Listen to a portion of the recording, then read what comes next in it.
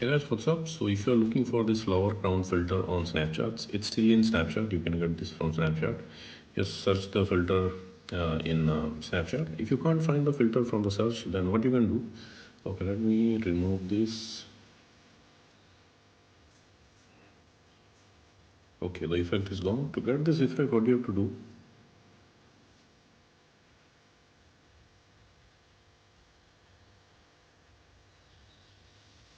Just visit this website. Link to this website I'll give you in the description box below. So here in this website, you will see the snap code for this filter. If you're browsing this website in your laptop or PC, you can scan the snap code with your Snapchat mobile app. And if you're browsing this website in your mobile, just step on the snap code and open it with Snapchat. Okay, wait for it.